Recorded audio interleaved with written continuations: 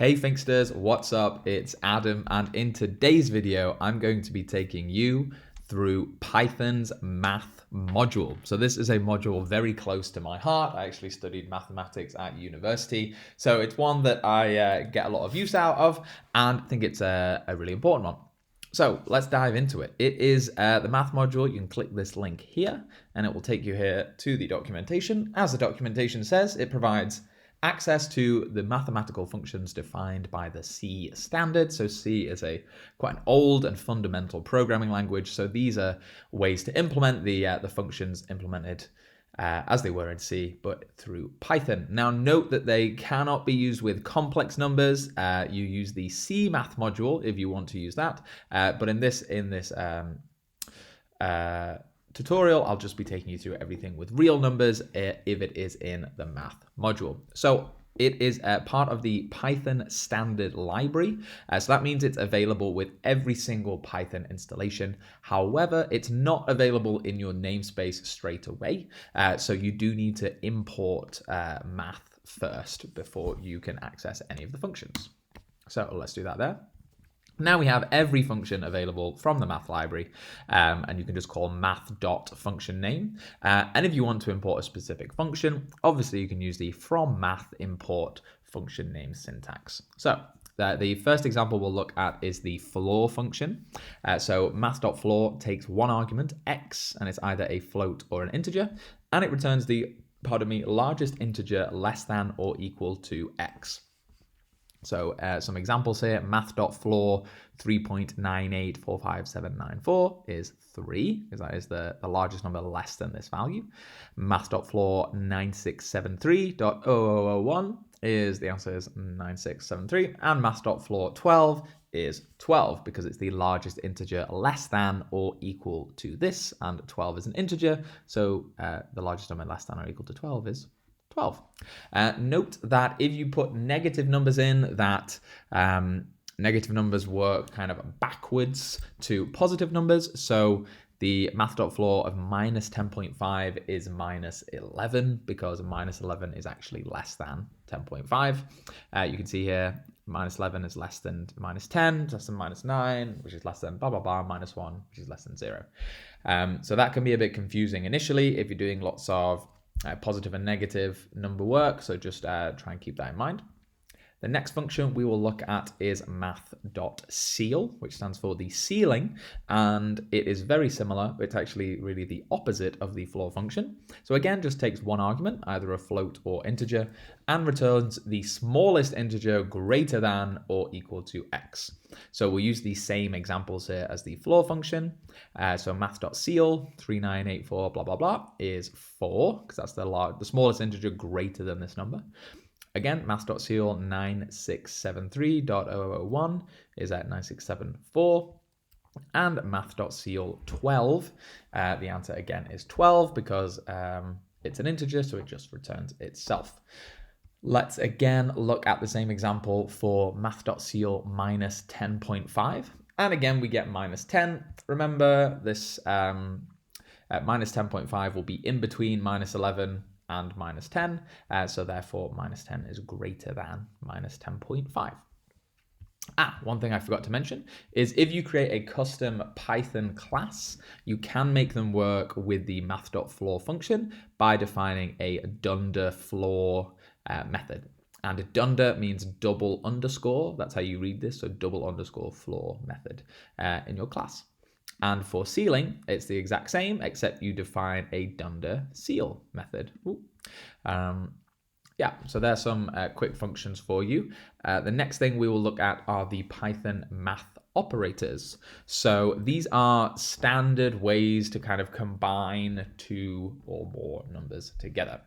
So the first one, if you want to add two numbers together, you may know these already. We'll just race through the most common ones. So we're going to use the plus operator. If you want to subtract two numbers, use the minus operator. If you want to multiply two numbers, use the star operator. And if you want to divide two numbers, use the / operator. And you can see that the results of these, 5 plus 10 is 15, 5 minus 10 is minus 5, 5 times 10 is 50, and 5 divided by 10 is 0.5. So everything here is pretty standard. However, one thing that is a bit different, and we will see this, I'll be coming back to this point repeatedly throughout this, is the type that the operator returns. So we can see here that when we multiply these two numbers together, 5 times 10, we get 5 is an int and 10 is an int, we get an integer back. But if we do 5.0 times 10, we get a float back. So this is a very common, this is, I would say, the standard way that Python operators and Python functions work. If you, and I will explain the kind of the times when this doesn't happen, because there are quite a few times this doesn't happen as well, but it makes logical sense when it doesn't.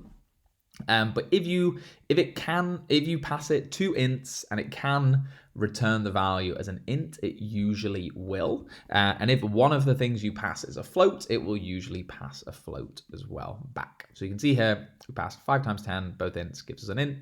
5.0 times 10, at least one of them is a float, so it returns a float.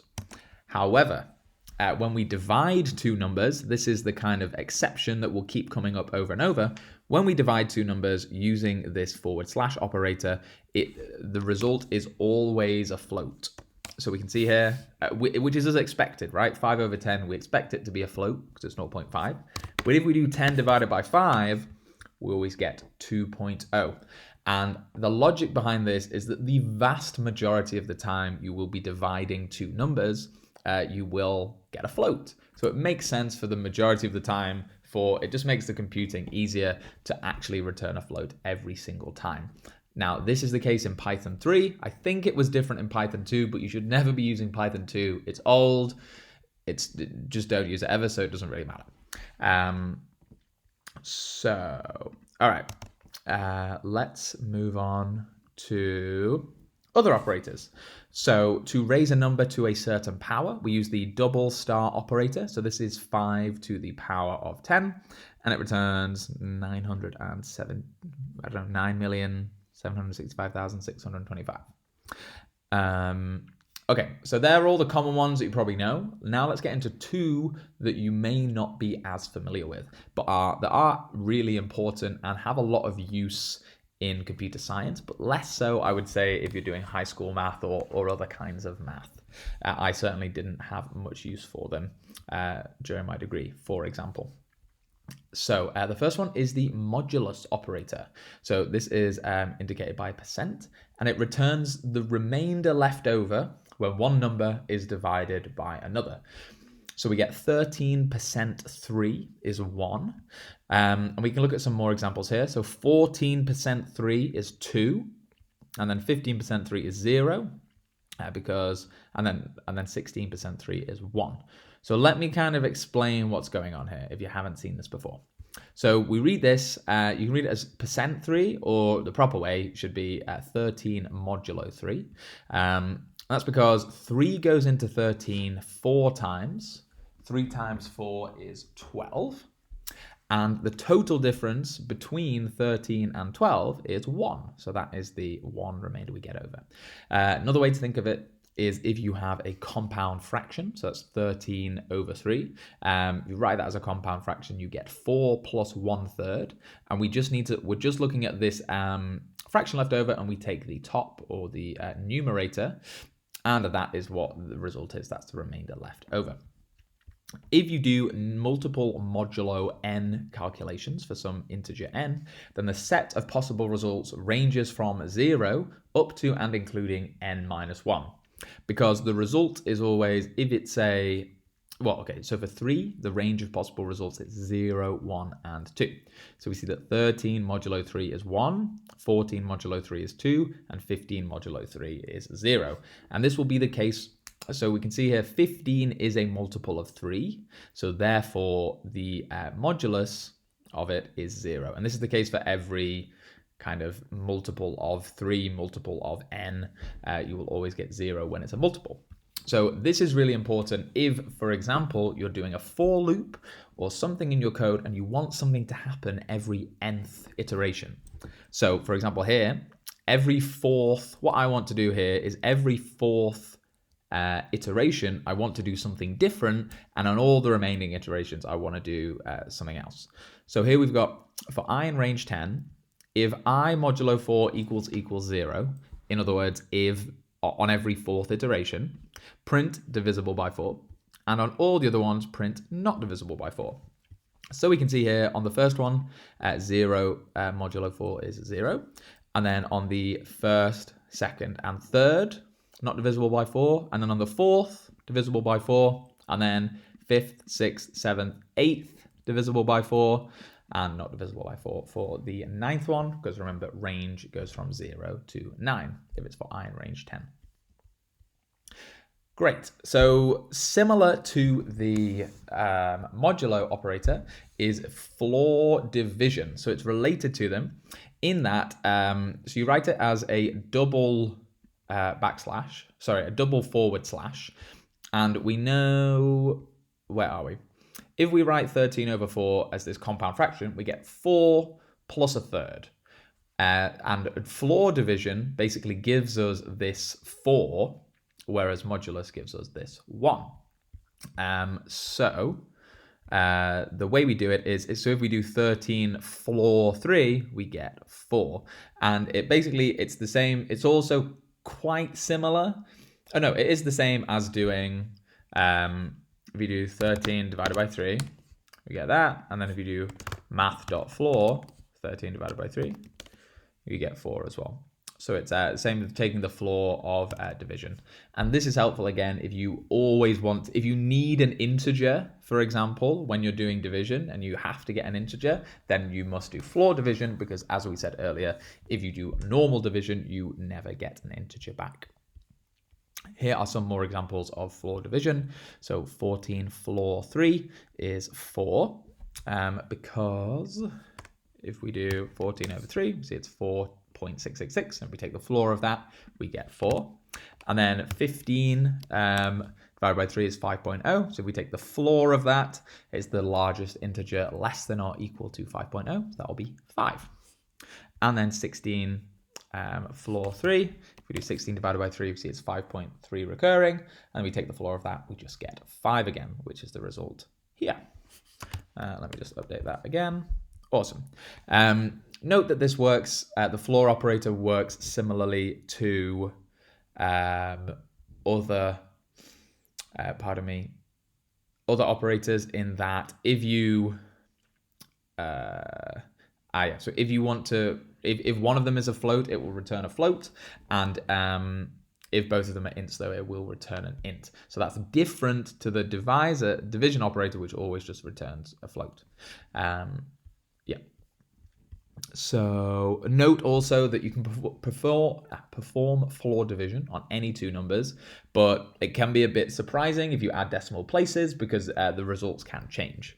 So if you do 14.99 recurring floor 3, it's the same answer as if you do 14.0 floor 3, you get 4.0. But if you increase the divisor, 14 floor 3.999, you actually get a different value now, because 14 divided by 3.999 is 3.5 and something else. So just be careful with that. It can be a bit confusing if you're not used to doing division. Also, as with floor and ceiling operators that we saw before, be careful with negative numbers. If we do, minus 14 divided by 3, we get minus 4.66 recurring. And so therefore the floor of that is going to be minus 5 rather than minus 4, because the numbers work in the opposite way around there. All right, let's move on now to math domain error. So this is a special type of value error that you can see when working with Python's math module. So Python raises this error when you try to do something that is not mathematically possible or mathematically defined. So here is some code to create a log plot. I'm not going to explain it here just because I just want to keep it about the math module. And you can ignore these kind of error messages. It still works fine. And pardon me, you can see here that log for positive x, it's positive. And as x approaches 0, So for x greater than 1, it's positive. And as x approaches 0, the value approaches negative infinity. And therefore, if we try and calculate log of a minus number, this is actually mathematically undefined. It has no meaning. And so if you try to do this, Python raises its math domain error. So that is what's happening when you see a math domain error. It just means you're doing something that isn't mathematically possible. Moving on now to a function that actually isn't in the math module, but is still incredibly important that you'll use for mathematics all the time, and that is the round function.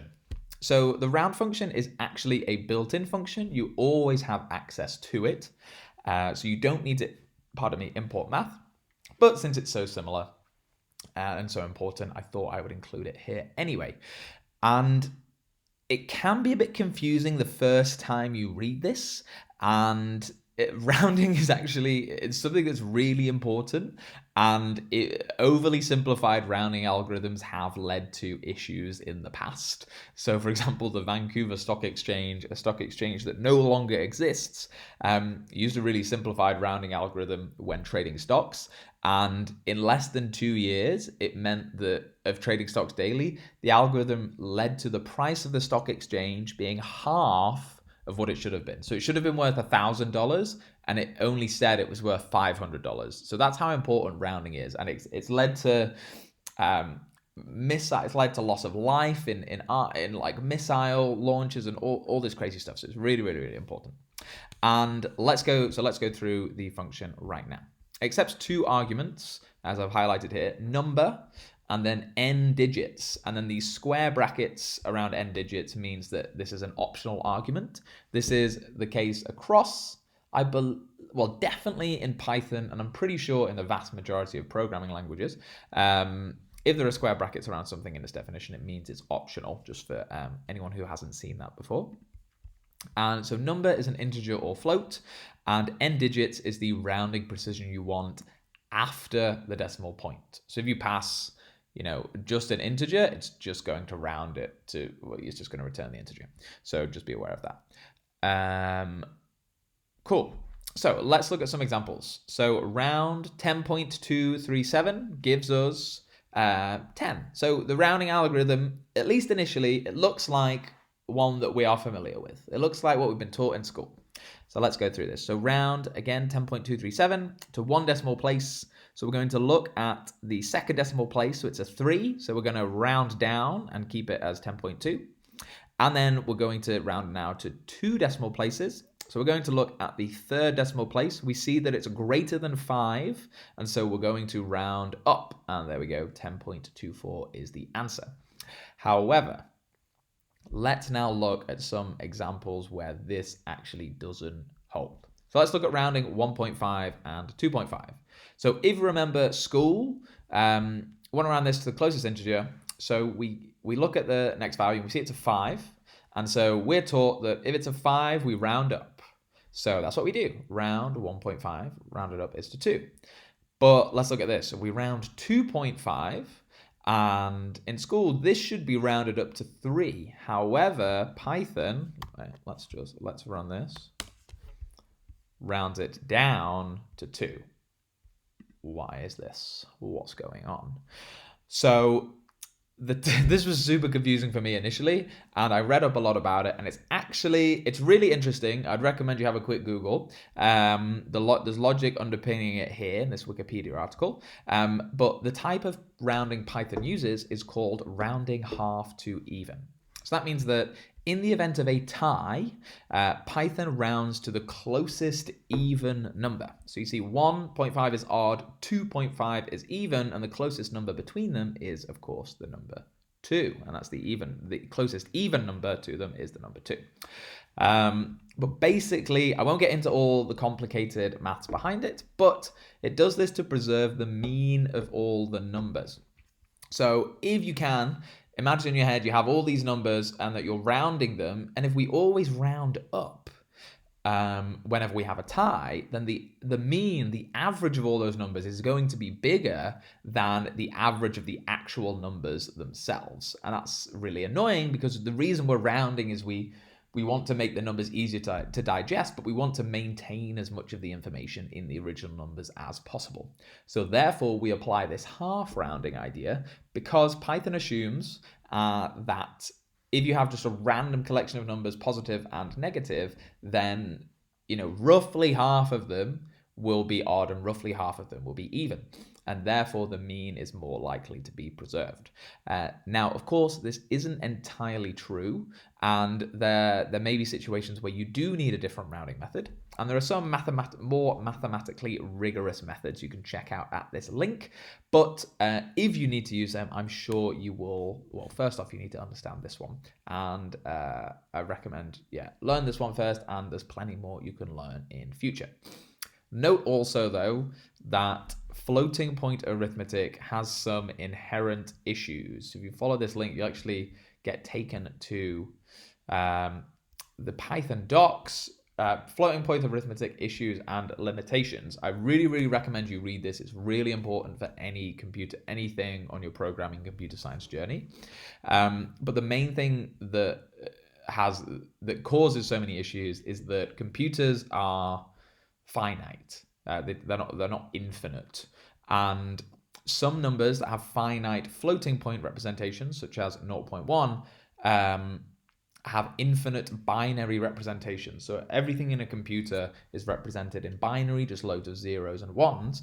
And so the number 0.1 actually has an infinite binary representation, which is this: it's 0.000, 11, 00, 11, 00, 11, and so on. So therefore, the round function is not perfect, and therefore you can get weird things in Python, such as if we do 0.1 plus 0.1 plus 0.1 equals 0.3, we actually get false.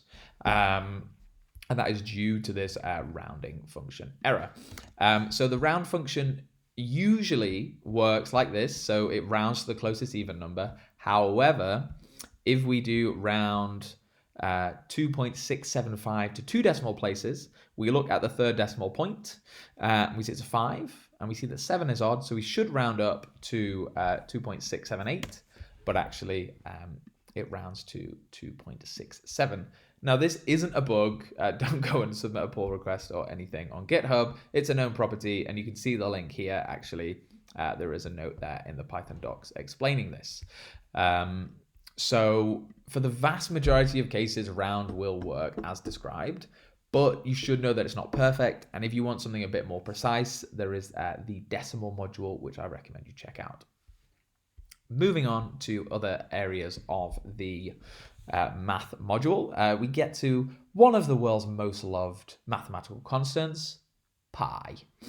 So pi is the ratio of the circumference of a circle to its diameter, as I'm sure you know, and it's 3.1415926, blah, blah, blah, blah. And it is a constant, so you can just call math.pi, and you don't need to have any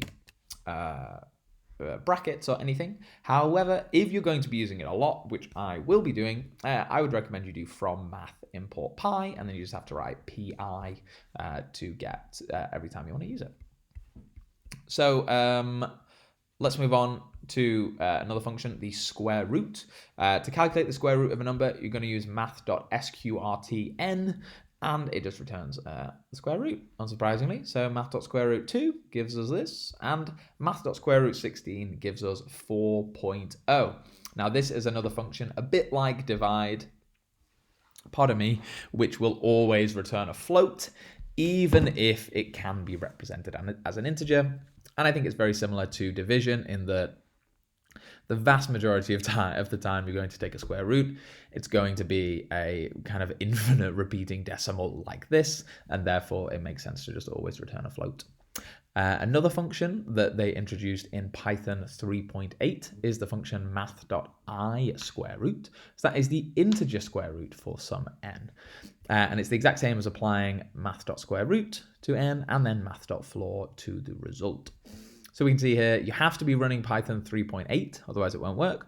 But math.i² of 2 gives you 1. And because 1.4142 blah, blah, blah, rounded down gives you 1.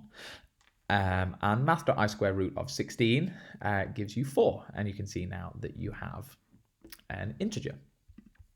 Note, though, that you must pass an integer to I square root.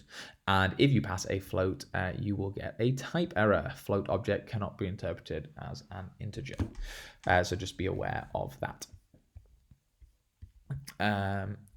Cool. Let's move on to another function, which is also a built-in function, but very, very closely related to maths, and that is the abs function. So this returns the absolute value of a number, and it accepts integers, floats, and complex numbers as input.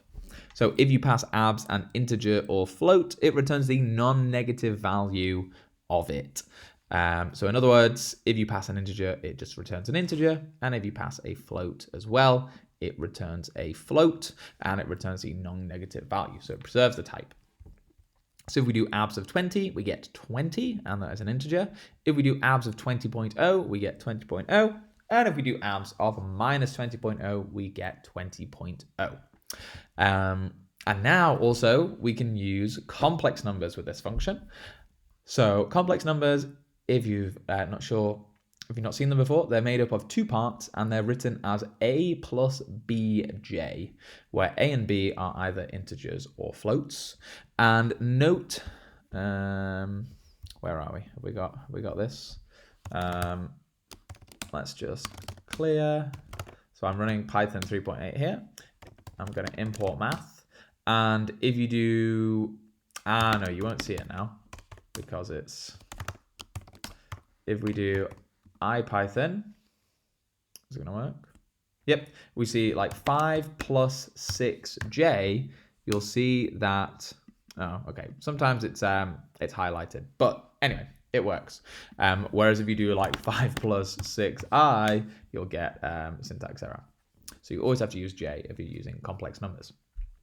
And the absolute value of a plus bj is defined mathematically as the square root, math.square root, of a squared plus b squared. Therefore, the result is always positive and always a float because taking the square root always returns a float. So if we do the absolute value of 3 plus 4j, we get 5.0. And if we do math.square root 3 squared plus 4 squared, we get 5.0 as well. Okay, another part of mathematics is random numbers. And if you want to learn all about the random module, I actually wrote an article about it. So check out this link if you want to learn how to use the random module in Python. Something, again, that's really useful. Using degrees. Now we'll move on to angles in Python, and more specifically degrees and radians. So it's really important that you can switch between these two, especially if you're working with trigonometric functions. So let's say you have an angle R, which is in radians, and you want to convert it to degrees. Just call math.degrees R. So let's look at some examples. So we're going to be using pi a lot, so I'm just going to import it. So from math, import pi, and then math.degrees pi is 180. Math.degrees pi over 4, it should be 180 over 4, which is 45, correct? And math.degrees 2 times pi is 360. So that is all as expected. And note though, as is the case with floating point arithmetic, this function is not perfect technically, in that if we do math.degrees pi over 3, we actually get 59.9 recurring, but we are expecting 60.0. Now some of you may think, Adam, it's broken, help, but fear not. So this is something that's really cool. I really recommend you check this link out. The fact that 0.999 recurring equals 1. So this actually isn't a floating point error, even though it looks like it. So check out this Wikipedia article, which tells you, but yeah, 0.99 recurring actually equals 1.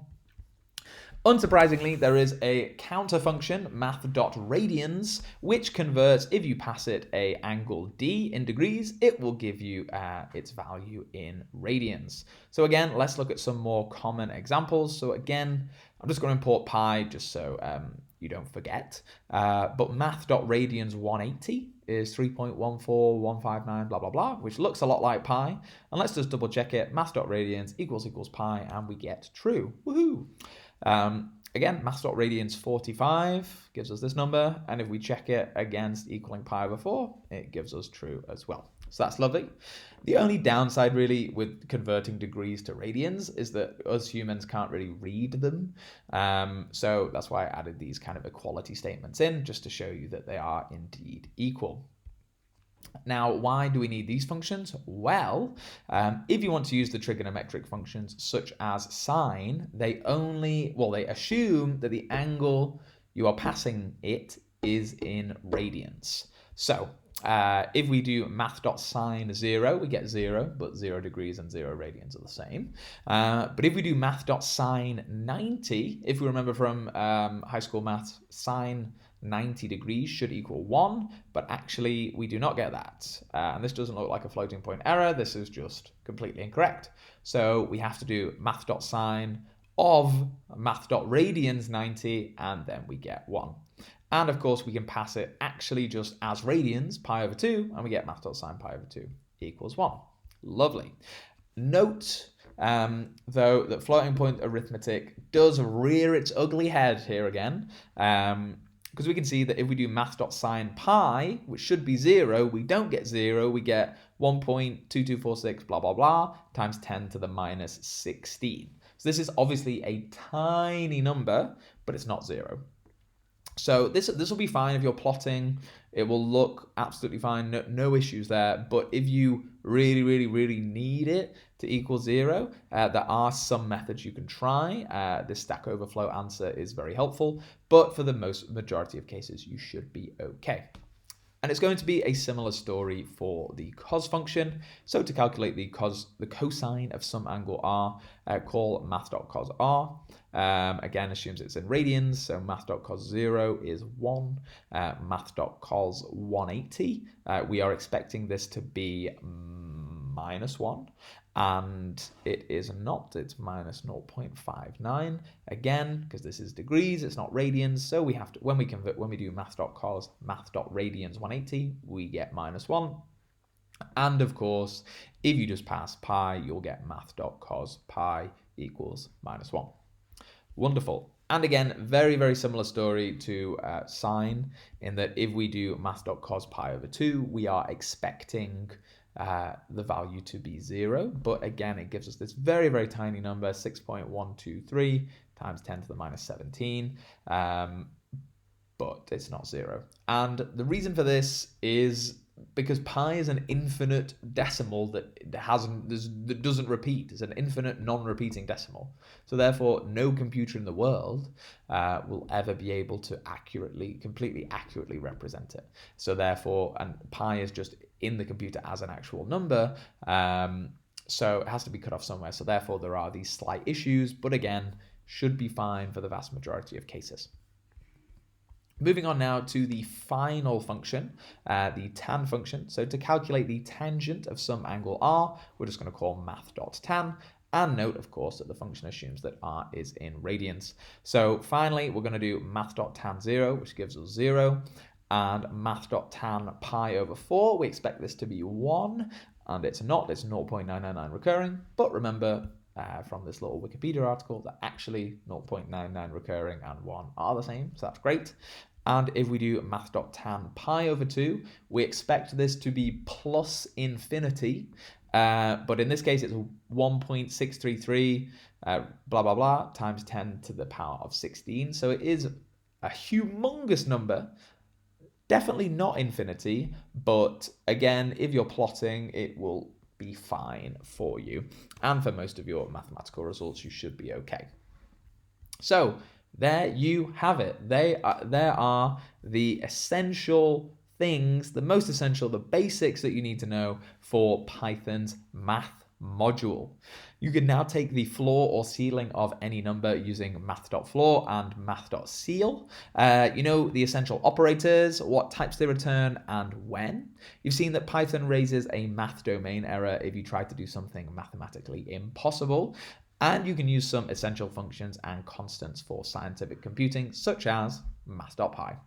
Lastly, you can convert angles from degrees to radians and back, and use the most common trigonometric functions, sine, cos, and tan. Now, if you check out the docs, you will see that there are some more functions here. For example, we didn't get to the inverse trigonometric functions. Look, we've got math.exp here for the exponential. We've got log to calculate the log.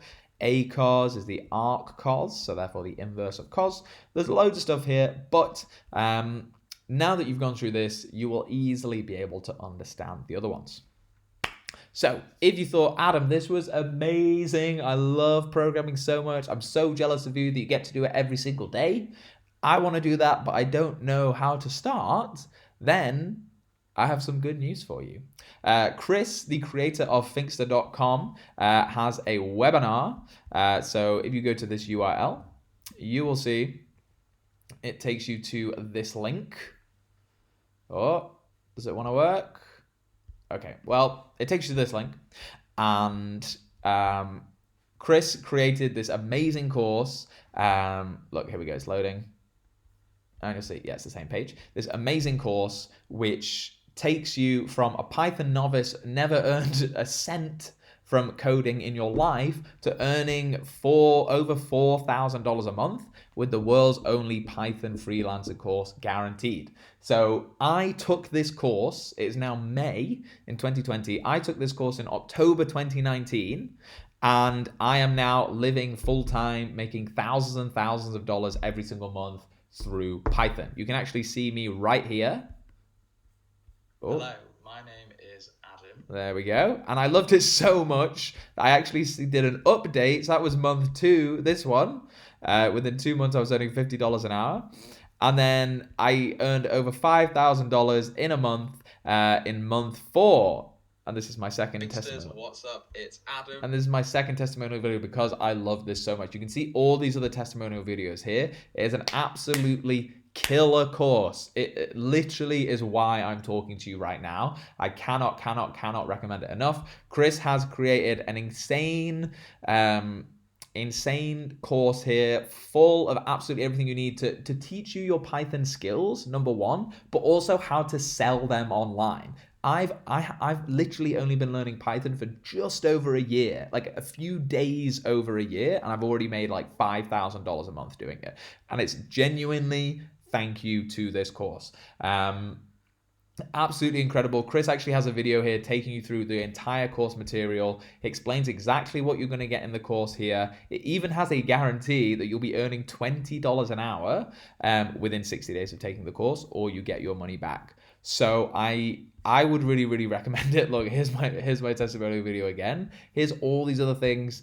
It's so good. If you scroll down here, you can even get private one-on-one coaching, or you can just get the course, limited time offer. Click this deal now, and you can get it for $279. So that is me because I'm in Bulgaria right now. I'm actually in a ski town.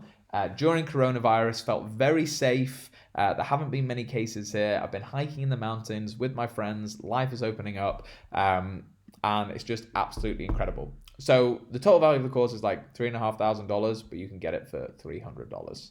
And you can even do it with a payment plan as well if you want, and just pay $29 today. So thank you so much for watching. I really hope you get this course. And if you like this video, give it a like, give it a subscribe, and I will see you in the next one.